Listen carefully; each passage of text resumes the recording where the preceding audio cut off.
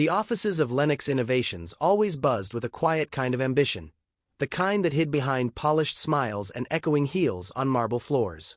Every morning, sunlight spilled through the glass walls, bouncing off silver logos and laptop screens. The air smelled faintly of espresso and ozone, the two fuels that kept the company running. It was a place where everyone seemed to be moving just a bit faster than necessary, chasing promotions, titles, and validation. In that storm of motion sat Ava Clark, tucked in the corner cubicle by the window, her desk cluttered with sticky notes, empty coffee mugs, and ideas too big for her job title. She wasn't loud about her brilliance, but you could see it in her eyes, in the way she lost herself in lines of code until the world around her blurred. For 3 relentless months, Ava lived for one thing, a project that could change everything for the company. A sustainable energy prediction system powered by artificial intelligence. It was designed to learn from city-wide consumption data, predicting power surges before they happened, saving both cost and carbon. To her, it wasn't just software, it was a statement, proof that innovation could mean something beyond profit. Every night, long after most of her colleagues had left, the glow of her monitor stayed on. She'd sit there, hair tied messily, headphones in, the hum of the servers her only company. Her code editor was her canvas. Her equations, her art. Sometimes she'd take short walks to the break room at 2 a.m., stretching her fingers and staring at the empty corridor, feeling both lonely and alive in the quiet. Her colleague Ryan Halden often saw that glow from his office window when leaving. He'd smirk, half in admiration, half in disbelief. "Still here," he'd say as he passed her desk, his tone casual but his eyes scanning her screen just long enough to feign interest. "You'll burn yourself out one of these days, Ava." His cologne lingered long after he left. Ryan was the kind of coworker who never seemed rushed but always found his name attached to successful things. He was charming, eloquent in meetings, always armed with the right buzzwords. Management adored him. He had that polished look, pressed suits, rehearsed smiles, and a way of making mediocrity sound visionary. Ava didn't mind him. In fact, she respected his confidence. She thought maybe she could learn a thing or two from his presentation style. But she underestimated him. When the project deadline finally arrived, Ava could barely keep her eyes open. She'd been debugging until sunrise, fixing a critical prediction error that threatened the whole system's accuracy. With the final code cleaned and tested, she exported the report, formatted the graphs, and compiled the presentation deck. It was perfect. Weeks of testing distilled into something that could finally speak for itself. Before submitting it to the internal portal, she messaged Ryan. "Could you take a quick look at the slides? Just to make sure the flow is okay for the execs." He replied instantly. "Of course. I'll polish it up a bit before we send it in." "Great job, Ava."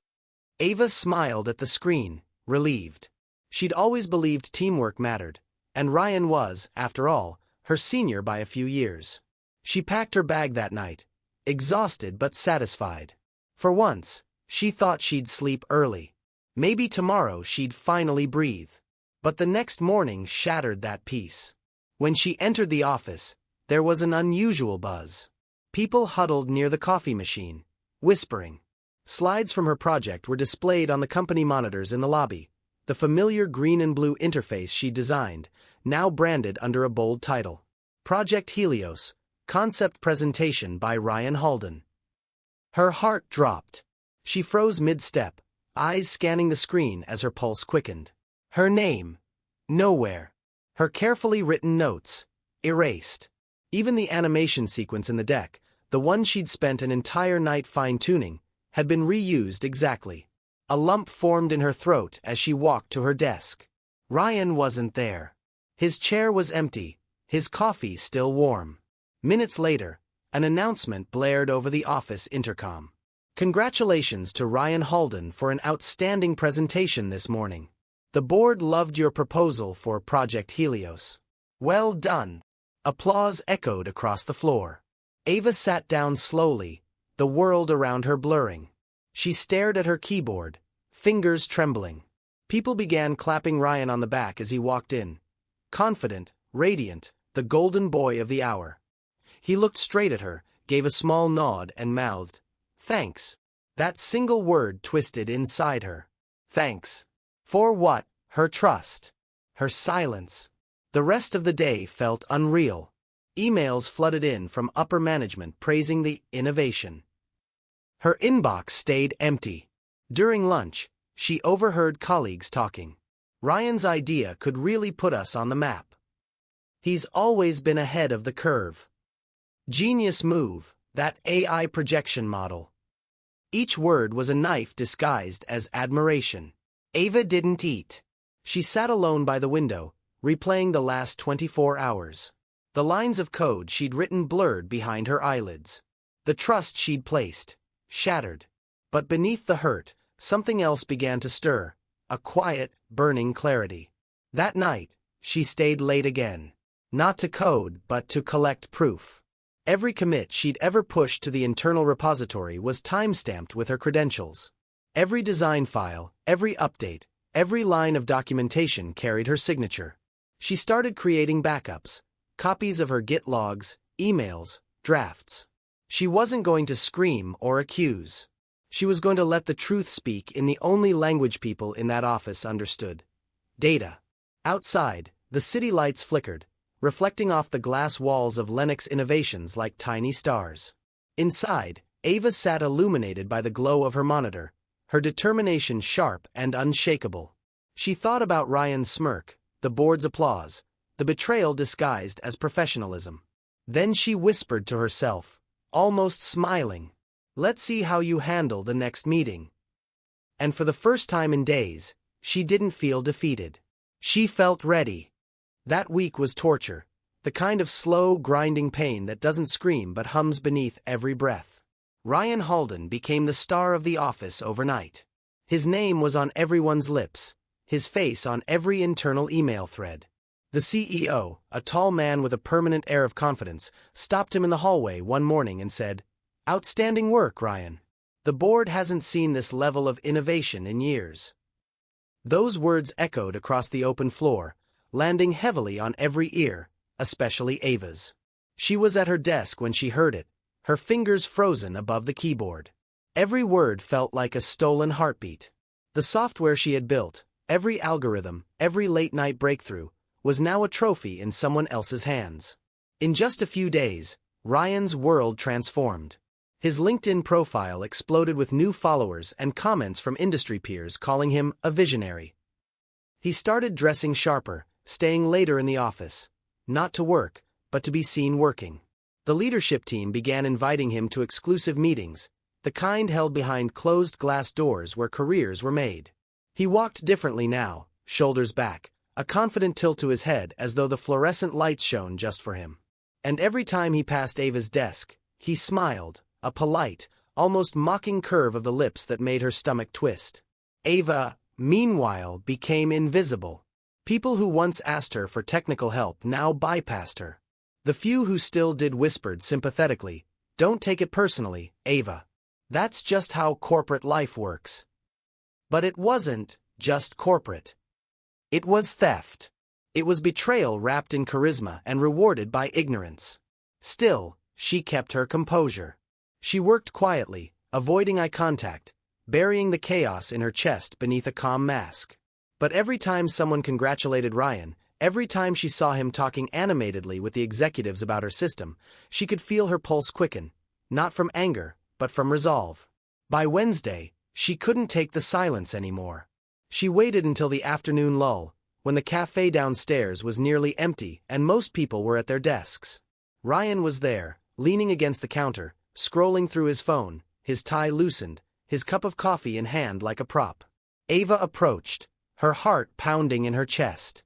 "Ryan," she began softly, but her voice was steady. "You used my work." He didn't even flinch. Didn't blink. Just looked up, smirked faintly, and leaned back against the counter. "Relax, Ava," he said, his tone dripping with the confidence of someone who believed he was untouchable. "We're a team, right? You did the groundwork, sure, but I polished it. Made it presentable." He sipped his coffee slowly, watching her reaction. "Your name's in the documentation somewhere. It's good exposure." The words hung in the air like a slap. Exposure. That word, The one companies used to justify underpayment, the one managers used to pacify interns. She wanted to scream, to tell everyone, to tear down the image he'd built using her sweat and sleepless nights. But instead, she inhaled deeply and walked away.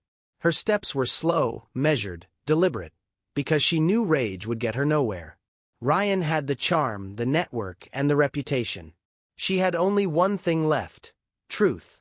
That evening, she sat in her cubicle long after everyone had left. The office lights dimmed automatically at 8, but she didn't notice.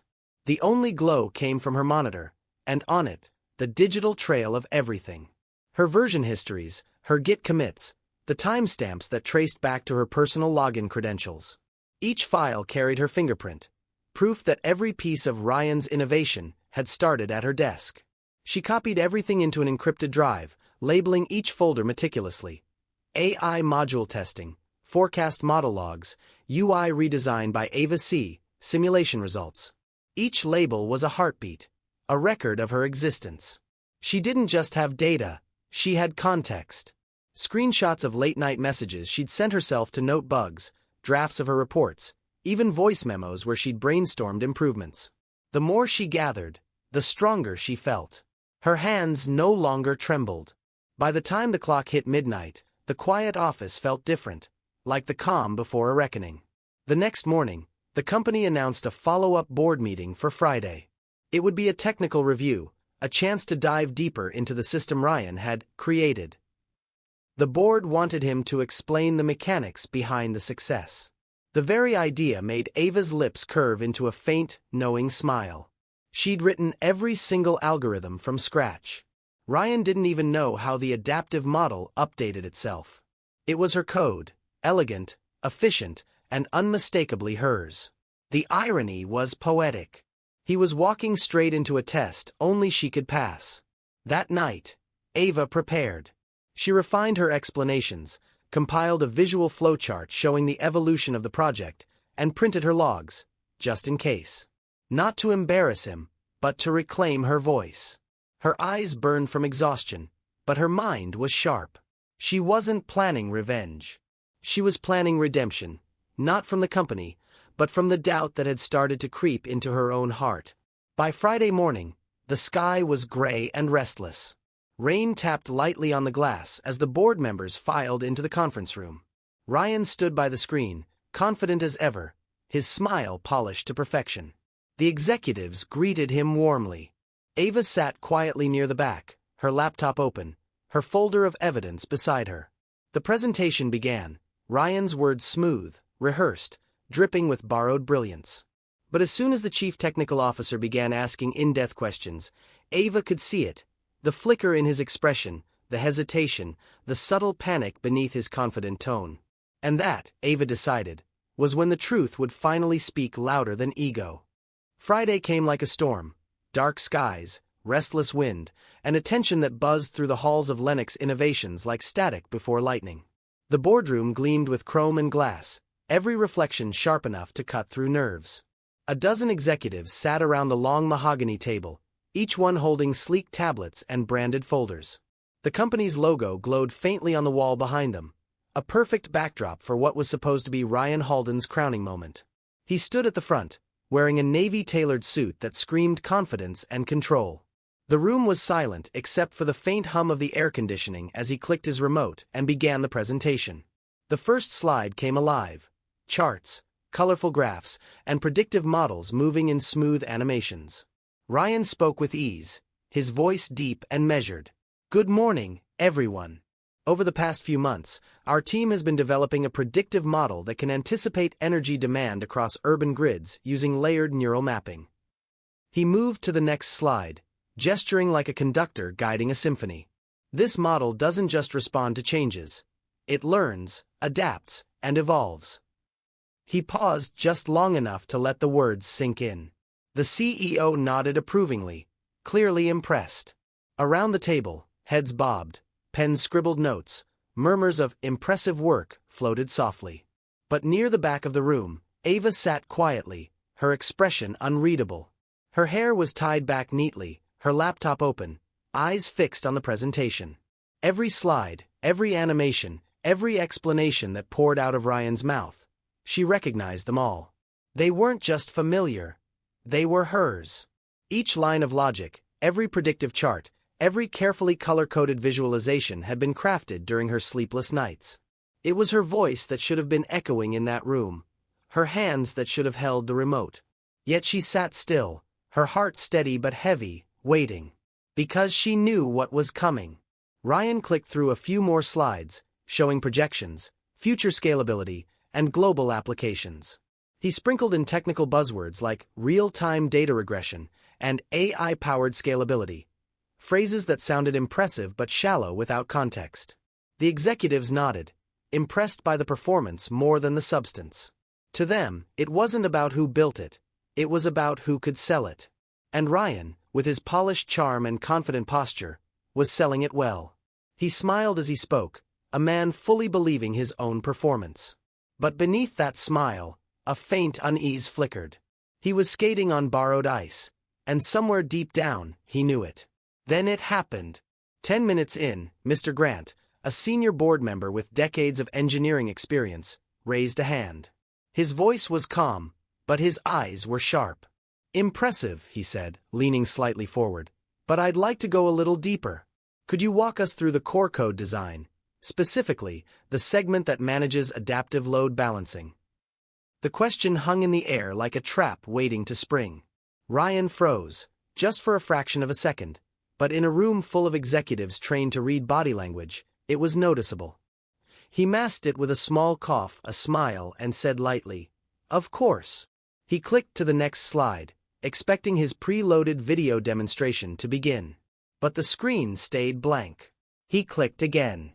Nothing. The company logo blinked once, then went dark. A soft, uncomfortable silence filled the room. Ryan's jaw tightened. "It seems there's a technical issue with the demo," he said, forcing a chuckle. He clicked again, harder this time, as though brute force could restore his credibility. Still nothing. He turned back toward the audience, his confident tone cracking just slightly. "I'll, explain it conceptually instead." Mr. Grant didn't move. His eyes narrowed slightly. "Strange," he said, glancing down at his notes. "It worked perfectly during the test run, didn't it, Ava?" And just like that, every head turned. The air shifted. Chairs creaked. The CEO's brows rose. Ava looked up from her seat, calm but deliberate, as if she had been waiting for this exact moment. Ryan's confident smile faltered for the first time. "Yes," Ava said evenly, closing her laptop. "It did." Mr. Grant gestured toward her. "Would you mind joining us up front, then? I'd like to see how you'd explain the design. I'm sure you'd be able to fill in the details." Ryan stepped back automatically, his hand tightening around the clicker. The gesture wasn't a request, it was a command. The balance of power in the room had just shifted, quietly but completely. Ava stood, her movements composed, and walked to the front. Every click of her heels echoed like punctuation marks in the silence. She took the remote gently from Ryan's hand. "Thank you," she said softly, not out of gratitude, but out of formality. Then she turned toward the projection screen. "Good morning," she began, her voice steady, calm, and precise. "Let me explain how the adaptive load balancing actually works. The model uses a multi-threaded sequence to predict energy fluctuations based on temperature, demand history, and urban density. What makes it unique is that it doesn't just calculate averages, it learns from anomalies." The words flowed effortlessly. The board members leaned forward, intrigued. The CEO, who had been half distracted by his notes, now looked up fully. The graphs on the screen, now running flawlessly from Ava's laptop, came alive again, vibrant and clear. Ava continued, showing them code snippets, process logs, and real-time outputs. The base structure was designed to self-correct prediction errors by tracking deviation patterns, she explained, scrolling through the interface. That's what Ryan meant when he said it learns, though I prefer to call it adaptation through contextual variance. A few board members exchanged impressed glances.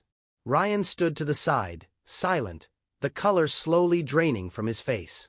Every explanation, every confident statement she made, was proof, not just of ownership, but of mastery. She wasn't just familiar with the project, she was the project.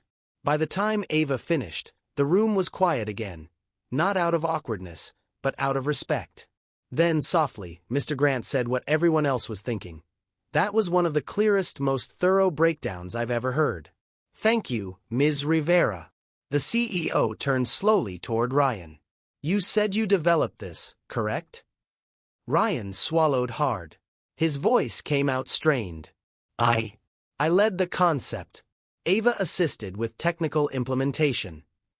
Ava didn't respond. She didn't need to. The silence spoke louder than any accusation. The truth was now out, not shouted, but revealed, methodically, undeniably, and in front of everyone who had once applauded the lie. And as the meeting ended, the storm outside finally broke, rain streaking down the glass, as though the world itself was washing the slate clean.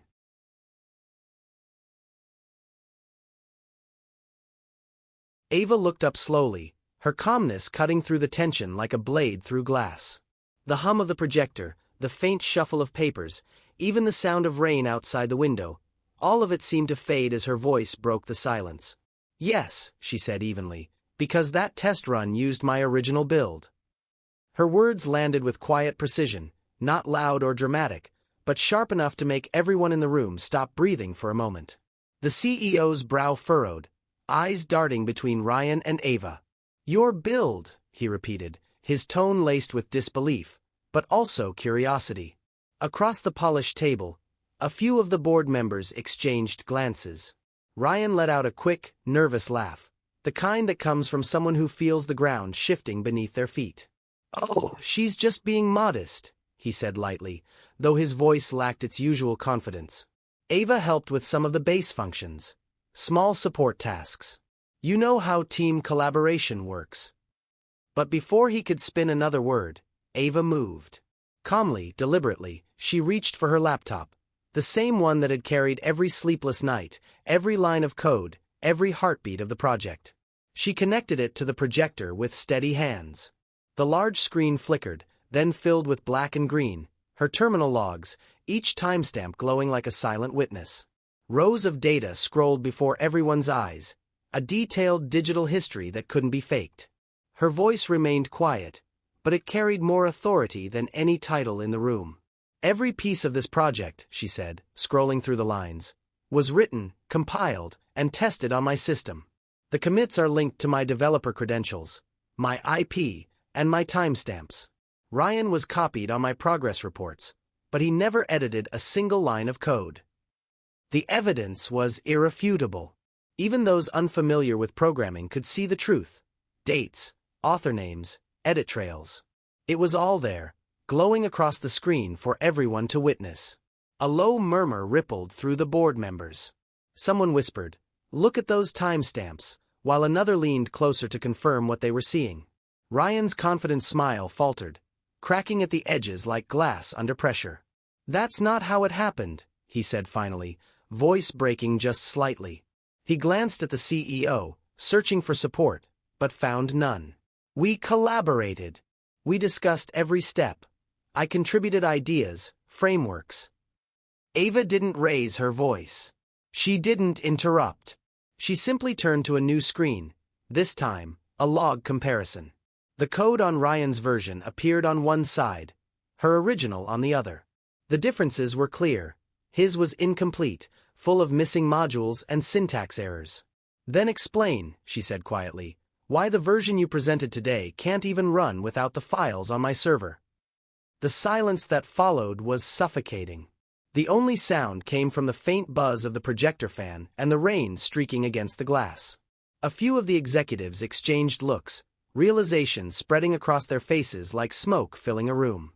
Mr. Grant leaned forward, his eyes sharp behind his glasses. "Mr. Halden," he said evenly, "is what she's showing us true?"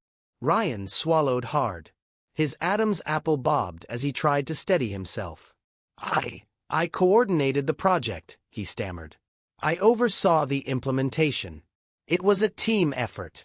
Ava turned another page on her screen.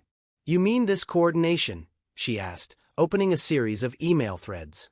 Each message carried her name as the sender. Updates, progress reports, and code reviews sent to Ryan. His replies were always brief, dismissive, sometimes late-night one-liners like, "looks good," or "we'll review later." Never once was there an edit, a comment, a contribution. The CEO sat back, eyes narrowing. "Ryan," he said slowly, "are you saying you led a project you didn't actually touch?" Ryan's lips parted, but no words came. His face was pale now, his once polished composure stripped away. The confidence that had carried him through the first half of the meeting was gone, replaced by raw panic. I provided strategy," he tried again, but the sentence stumbled out half-formed. The board members were no longer looking at him. Their attention had shifted completely to Ava. She wasn't triumphant. There was no smugness in her expression, no satisfaction in watching him unravel. Her face was calm, almost sad, like someone who had expected this, not wanted it. "I wasn't going to say anything," she said softly, looking around the table. "I thought maybe the work would speak for itself. But when I saw the wrong name on my file, I realized silence doesn't protect truth, it buries it." Those words landed harder than any accusation. The room remained frozen. Even the CEO, a man known for his detachment, leaned forward slightly, elbows on the table. "Ava," he said after a long pause, "what you've shown us is extraordinary. Not just the work, but the integrity it took to sit here quietly until now." Ava nodded slightly, her eyes lowering for a moment. "I just wanted the truth to be clear," she said. "That's all." The CTO, a quiet man who had been studying the data carefully, finally spoke up. "There's no question this code was authored by her. It's consistent. Her writing style, her documentation, everything. It's impressive, actually. I haven't seen clean predictive modeling like this in years." A few board members murmured their agreement. The CEO turned to Ryan, his voice colder now. "You'll need to hand over all your materials immediately. We'll be reviewing this internally." Ryan's head dropped. He nodded, wordless. The same people who had clapped for him just days ago now avoided his gaze. He looked smaller somehow, the crisp suit, the perfect hair, all of it couldn't hide the truth standing right beside him. Ava closed her laptop gently. The sound of the latch clicking shut seemed to mark the end of something. A lie, an illusion, a facade that had finally cracked. When she looked up again, the CEO met her eyes. "Ava," he said, "I think we need you to lead the next phase of this project." Her breath caught for a moment, not out of surprise, but from the weight of everything that had led to this point. The nights of exhaustion, the betrayal, the silence. She nodded once. "I'll do my best," she said simply. As she walked back to her seat, the rain outside began to ease, the storm finally losing its force. Behind her, Ryan stood motionless, staring at the blank screen that had once carried his false triumph. And in that quiet, heavy moment, every person in that room understood one thing clearly. Talent might be borrowed, but truth always finds its way to the surface. The CEO stood slowly, the weight of realization written across his face. His expression had shifted from intrigue to deep respect. "Ava," he said, his voice cutting through the thick silence in the room, "would you take us through the project yourself?" For a heartbeat, Ava hesitated, not from fear, but from the gravity of the moment. Then she nodded, calm and sure, as if she had been waiting for this question her entire career. She walked to the front of the room, her heels echoing softly on the polished floor. The projector screen still glowed with the remnants of her code logs, but she switched it to her slides, the real presentation, not the polished, surface-level version Ryan had shown. "This project," she began, her tone steady and clear, "was built on the belief that sustainable energy isn't just about efficiency, it's about foresight." The executives leaned forward. For the first time, they weren't just watching, they were listening. Ava gestured toward the first slide, which displayed a detailed architecture diagram. "The AI doesn't just analyze power usage," she continued. "It learns behavioral patterns from historical data, predicting demand surges before they happen. That gives suppliers time to redistribute resources, cutting waste and reducing blackouts." Her voice grew more assured as she spoke, every sentence carrying the quiet authority of someone who knew their work inside and out. She wasn't just presenting numbers or charts, She was telling a story.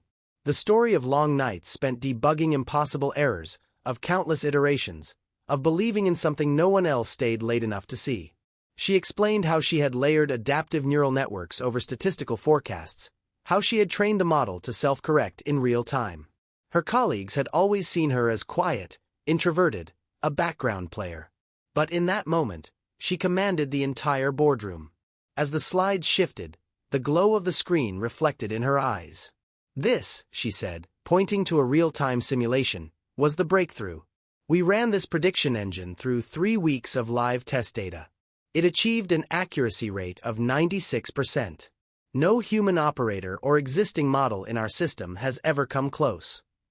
Her words carried the quiet thrill of pride, not arrogance, but the satisfaction of mastery finally being recognized. Even the CTO, who had spent years in data engineering, nodded slowly, impressed. "That's exceptional," he murmured. By the time Ava finished walking them through the model, the room was completely still. Then, suddenly, it broke. Applause erupted around the table. It wasn't polite or obligatory. It was genuine.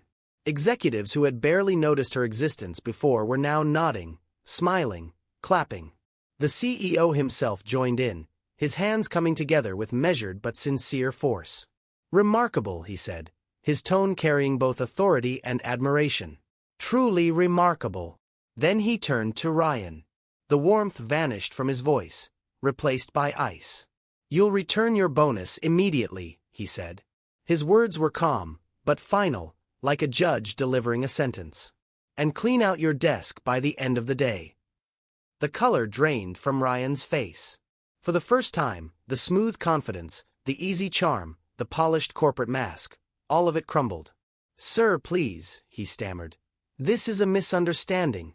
I meant to credit her." But no one was listening. The board members' eyes had already moved past him, to Ava, the real author, the quiet force behind the company's biggest innovation. Ryan stood frozen for a moment, then looked at Ava. She didn't gloat. She didn't smirk or look away. She met his eyes with calm neutrality, not anger, not satisfaction, just truth. And that silent composure hurt him more than any accusation could. With a defeated sigh, he turned and walked out of the boardroom, his shoes echoing in the same hallway he used to stride through so confidently. Ava exhaled quietly, her shoulders relaxing for the first time in weeks. She didn't feel triumphant. Not exactly. It wasn't victory she felt, but release. The weight of injustice, the quiet ache of invisibility, the fear that truth would never surface, it all seemed to lift. The CEO walked over to her, extending his hand. "You've done exceptional work," he said, his voice softer now, almost fatherly. "You've shown integrity and skill under pressure, something rare." He paused, then added, "Next week, you'll present this to our partners as the official project lead." For a moment, Ava just stood there, stunned. It wasn't the promotion itself that moved her. It was being seen, being acknowledged. She took his hand firmly, her voice steady. "Thank you, sir. I won't let you down." When she returned to her desk later that day, the same cubicle that had once felt like a cage, everything looked different. The dull hum of computers, the faint tapping of keyboards, the cluttered desks, it all felt alive again. As she walked past, her co-workers looked up. There was a ripple of quiet applause, hesitant at first, then growing stronger.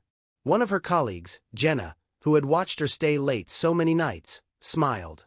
"Finally," she whispered. "They saw you." Ava smiled faintly, her chest tightening with quiet emotion. "Yeah," she said softly. "Finally." She sat down and opened her laptop, the familiar screen lighting up once more. The same lines of code that had once made her invisible now stood as proof of her brilliance. She scrolled through her files one last time, not to edit or check for errors, but simply to remember. The sleepless nights, the empty coffee cups, the moments of doubt, they had all led to this. Outside, the sun dipped lower, casting golden light through the glass walls of Lennox Innovations. The office shimmered with warm reflections, soft and peaceful. For the first time in months, Ava felt no urgency to stay late. She closed her laptop gently, the sound of the latch echoing like the end of a long chapter. As she stood to leave, she glanced back at her desk, the one she had once filled with quiet dreams and invisible effort. Now it felt like a beginning, not an end. She picked up her bag, smiled to herself, and walked toward the elevator. When the doors closed, her reflection in the mirrored panel looked different. Confident, steady, no longer the woman who doubted her worth. Outside, the sky burned with the last colors of sunset, streaks of orange and violet spreading across the skyline. Ava stepped out into the evening air, the city lights flickering to life around her. For the first time in a long time, she didn't feel small beneath them. She had learned something more valuable than recognition: that truth doesn't need to shout to be heard. It only needs the right moment, and the courage to speak. And as she walked away from the glass towers, her faint smile caught the glow of the fading sun, the look of someone who had won not by revenge, but by vindication.